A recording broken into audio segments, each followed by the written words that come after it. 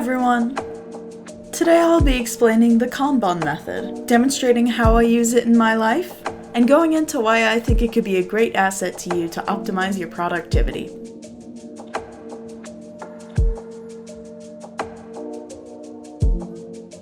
The Kanban method was created in the 1940s by an industrial engineer for Toyota named Taiichi Ohno. He is also considered the father of Toyota's production system. He created the Kanban method as a simple planning system to optimize productivity.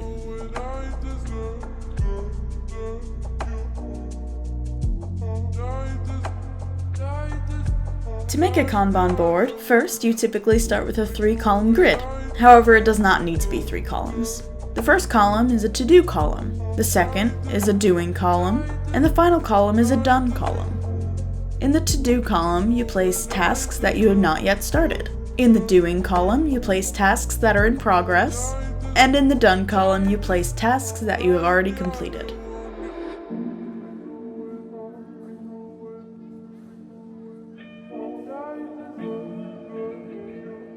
This method can be applied in many different ways.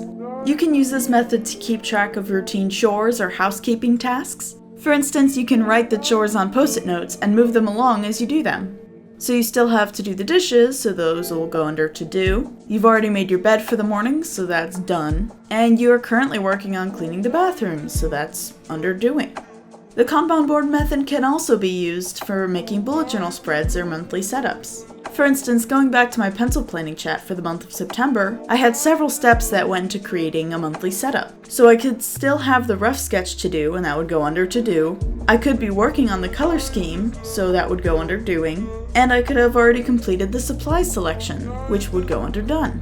This method can also be applied to projects at work, social media posts, and so on.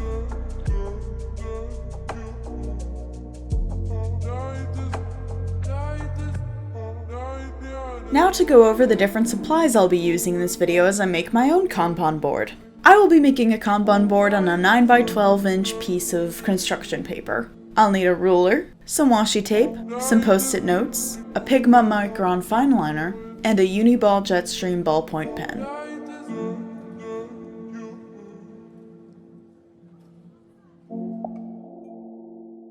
Now I'm going to be making a Kanban board for a video production for YouTube. I think this will help me streamline the process since I make all of my videos on my own. First, I start by making a grid of 3x6 boxes. I do this instead of the column format. After the grid, time to go in and add the title. Then I go in and add all of the headers for each step in the production process for my videos. The idea box is the to-do column for me, followed by many different steps I go through when I'm making each video as the doing column. And finally, I have a box labeled completed as my done column. Typically, I will use these smaller post-it notes and write video ideas in pencil, and once completed with that video, I will reuse the post-it. But for the sake of picking things up on camera, I'm going to use a larger post-it note and write in pen. So now I'll demonstrate how I'm going to use this Kanban board, starting with this video you're watching right now. At this point, I'm filming it, so it'll go in the filming box. And by now, my September Plan With Me video has already aired, and I can put it in the completed box.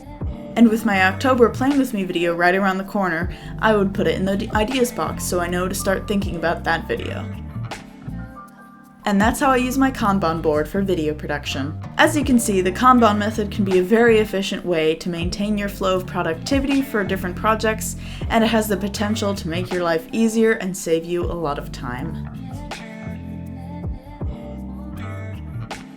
If you enjoyed the video, don't forget to like it, leave a comment down below, and subscribe for more content. That's it for this video. I'll see you all in the next one. Happy doodling!